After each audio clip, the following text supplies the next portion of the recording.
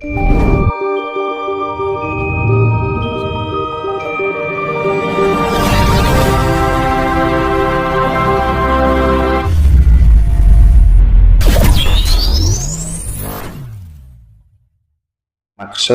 bahwa seluruh manusia di dunia akan ada pengurangan besar-besaran, termasuk nanti barangkali bisa dieksplor tentang bukunya yang baru terbit, Jagat Merenovasi Diri.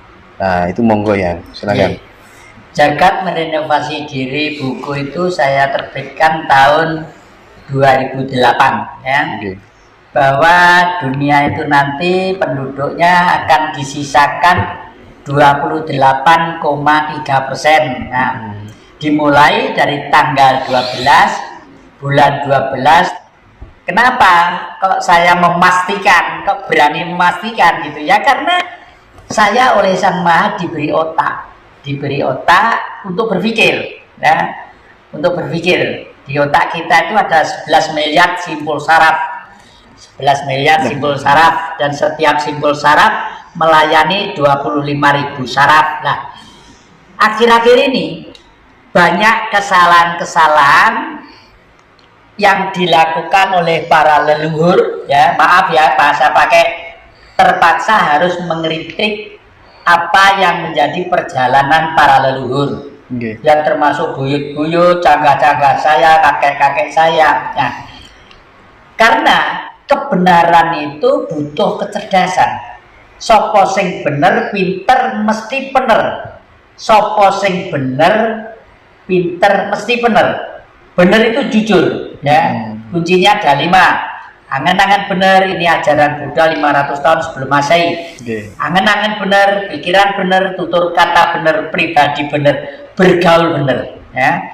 Yang kedua, dari ini saya semakin lama semakin melihat perilaku manusia yang menggunakan buku-buku untuk ajaran ketuhanan dalam tanda petik, umumnya itu tidak dilaksanakan dengan kejujuran hati, sehingga perilakunya itu betul-betul manusia bertuhan. Umumnya hanya dihiruk-pikukkan gara-gara kepentingan beberapa macam subjektivitas individu. Entah itu ben terkenal, entah itu ben muridnya saya akeh, entah itu untuk gini, umumnya pada waktu itu ya. Karena saya hidup di Singosari itu memang sengaja.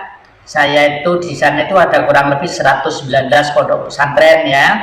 Saya hidup di sana itu pengen nguping telinga saya itu, pengen belajar dari beliau-beliau supaya tahu loh, ternyata yang diajarkan tuh bener loh. Tapi kenapa kok semakin lama manusia semakin gini? Karena yaitu tidak melakukan apa yang diajarkan, tapi hanya menyebarkan yang diajarkan demi kepentingan yang bercorak-ragam subjektivitas. Makanya terus saya membuat buku inilah. Di baliknya ini ada suatu gambar, ini gambar wayang. Ini bumi, ini Bathara Kala. Leluhur kita termasuk salah ya. Karena apa? Kalau meruat, diadakan acara ruatan, Bathara Kala itu selalu mengejar-ngejar orang yang gonong gini, ontang-anting kebanting, Pandhawa 5, Pendawi 5, dan lain sebagainya. Secara logika, loh wong susah kok malah dikejar-kejar. Terus saya bertanya kepada Sang Mahakala sendiri, tidak seperti itu ya. Dibimbing saya oleh Yang Badranaya. Loh kok Badranaya Semar katanya kok ditanya. Kalau orang menganggap itu hanya nonton wayang sebagai hiburan ya seperti itu. Tapi yang Badranaya itu adalah leluhur kita. Setelah bumi ini tercipta, tumbuh-tumbuhan ada binatang ada, beliau itu sudah berbentuk plasenta ribuan tahun. Plasenta itu apa? Isinya janin. Nanti kalau keluar janin itu adalah perwujudan Sang Maha sendiri yang bersinar dalam tubuhnya yang disebut Tuhan. Nah gitu. Jadi yang Purwakala namanya saja Hyang Purwakala. Hyang itu adalah tinggi, Purwa itu permulaan, Kala itu zaman. Pada waktu zaman permulaan sebelum Sang Maha menciptakan bumi, langit, matahari, bintang-bintang, air, samudra yang sedemikian banyaknya, diciptakanlah sang penjaga supaya ekosistem itu berjalan rutinitas sesuai dengan hukum dialektika, yang berjalan secara kontinu. Lah makanya disebut Purwokala. Lah sekarang saya mengadakan budaya ruatan kepada siapa saja yang mau, ya, yang tidak mau tidak masalah, nggak gelem delok juga masalah, tapi saya harus mengutarakan ini supaya dengan visualisasi kira-kira pertunjukan sekitar 2 jam ini nanti dengan sedikit peralatan yang minim, nanti itu kembali lagi sang gaib termasuk danyang-danyang itu paham dan ngerti kalau manusia itu punya sopan santun dan rasa hormat, ya. Karena sebelum dilahirkan manusia, danyang-danyang itu sudah ada lebih dulu, ya. Dan tugasnya danyang-danyang adalah menjaga kultur alam yang terus-menerus dijaga, karena tugas sang maha tadi itu di bawah koordinator sang Purwokala tadi itu nggih. Lagi bagaimana ya caranya supaya Indonesia ini bisa keluar dari cengkraman Cina, cengkraman Amerika dalam tanda kutip, kira-kira bagaimana ya?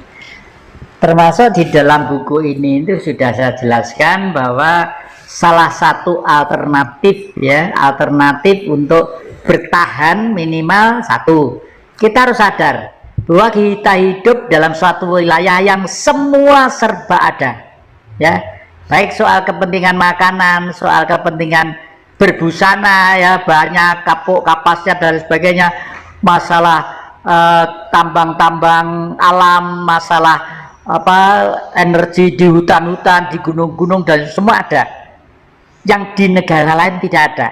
Kalau negara lain yang miskin dan minim bisa hidup bermewah-mewah seperti itu, lah kita kok tidak? Ya karena cara berpikir kita. Oleh karena itu sekali lagi saya ulangi, teori Bung Karno tentang Trisakti masih sangat relevan. Bebas aktif dalam politik, berdikari dalam ekonomi, dan berkepribadian dalam kebudayaan. Bebas aktif dari segi politik. Hei Amerika, kamu jangan sombong. Kamu bisa membuat rudal, kamu bisa membuat nuklir, segala macam. Hei Cina, kamu bisa menguasai wilayah-wilayah lain karena memang kamu adalah etnis yang rajin dan gemar untuk menyebarkan pengaruh lewat budaya dan selalu dengan sistem yang sangat sistematis. Di dalam satu kota, kalau kelenteng itu mesti cedek dengan pecinan, masih cedek dengan pasar-pasar, dengan toko-toko, karena sampai kapanpun manusia itu tidak bisa lepas dari pasar, toko, dan kebutuhan-kebutuhan. Tapi kelebihan Cina apa? Dimanapun berada tidak pernah meninggal dari kepercayaan terhadap leluhurnya. Kelenteng itu adalah tempat upacara untuk menyatu fokus sujud kepada leluhurnya. Lah otak kita yang diodalade suruh menyanjung-nyanjung leluhurnya bangsa lain, seluruh bangsa lain, sampai sekarang ini ada fenomena yang dikatakan gela-gelo Cina Londo sak jodo wong Jawa garis separo. Lumayan sak jodo mantenan ngalor ngidul rekreasi, ya, kemana-mana. Lah kalau Jawa Jawa sak Jawa Cina Londo ya seperti sekarang ini, ya, seperti sekarang ini. Kakek ini kalau ada masuk di sini, Mas Sinder tadi sudah mengatakan masuk kok dingin, semuanya serba indah, karena saya pecinta alam dan pecinta seni. Nah, pecinta alam dan pecinta seni itulah yang menumbuhkan satu budaya yang mapan. Makanya dalam Trisakti yang ketiga disebut berkepribadian dalam kebudayaan, gitu loh Mas. Yang ini kan dalang ya. Coba ada yang sedikit bumi gonjang-ganjing supaya orang tahu gitu loh, dan maknanya apa gitu kira-kira ya. Sing pinter iki sing mancing kok dadi aku kok nggih. Ya. Sebenarnya negara pertama setelah Atlantik tenggelam itu adalah negara yang ada di lembah Gunung Arjuna. Gunung Arjuna itu gunung purba, namanya Herjuna. Her itu air, Juna itu laki-laki. Orang yang lahir di lembah Gunung Arjuna ribuan tahun, ratusan atau puluhan tahun atau sekarang, pasti kalau dia tekun belajar tentang nasionalisme dan leluhur, pasti menjadi orang istimewa. Meskipun dia sudah ada di luar negeri, dimanapun, dan dimanapun. Akhir-akhir ini di Sumberawan ada seorang paranormal dari Belanda, ya, saya kenal dan pernah main-main ke rumah yang sini. Terus sekarang itu berada di Laut Selatan, di tepi Laut Selatan bersama-sama dengan masyarakat. Loh, kenapa mau ke sana? Karena gini Romo, ini pantai selatan itu kan akan dibuat jalur timur. Saya harus bersama-sama rakyat membuat alternatif. Jangan sampai nanti di sana menjadi daerah modern, jalur simpang siurnya duit, tapi rakyat tidak ikut makan lagi. Nah, saya yakin mungkin karena tidak bisa dibuktikan secara nyata, mungkin siapa tahu kalau sukma yang kebetulan gede dagingnya Belanda tadi itu sukma leluhur-leluhur kita bisa juga, ya toh. Seperti Mas Hendro dan adik-adik ini begitu rajin mengungkap kembali tentang kultur budaya bangsa. Mustahil kalau itu sukma bukan sukma leluhur yang dulu pernah ada di sini, entah ribuan atau ratusan tahun yang lalu. Kalau ento tidak seneng sampai dipaksa sampai apa, ya tidak akan tertarik. Dan tidak usah kita paksa. Karena apa? Karena manusia akan disisakan tidak sampai 30%, ya toh. Ya, gimana ya? Bumi gonjang ganjing gitu, gimana? Ya, ini jadi ya, bumi gonjang ganjing itu sebenarnya pada waktu dulu ada negara bangsa Lemuria yang di negara Atlantik sana, ya. Atlantik itu pulaunya dekat Hawaii, antara Jepang dan pantai barat Amerika. Di tengah sana ada pulau kecil, ya. Tentang sejarah peristiwa ini sudah ditulis oleh seorang profesor doktor ahli arkeolog, ya, Ariston dos Santos dari Brasilia. Ariston dos Santos. Itu ya, dari sana beliau menulis bangsa Lemuria yang jenius nanti disebut bangsa Arya. Ternyata keturunannya sekarang yang disebut bangsa Indonesia.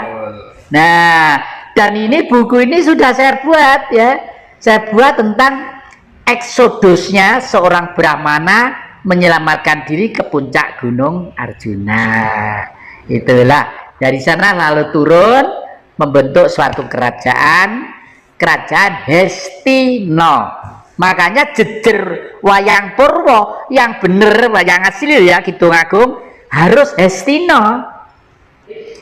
Setelah bumi gonjang ganjing tadi itu, barulah leng-leng rambianing krang, sunyi senyap, tidak ada suara apa-apa, ya.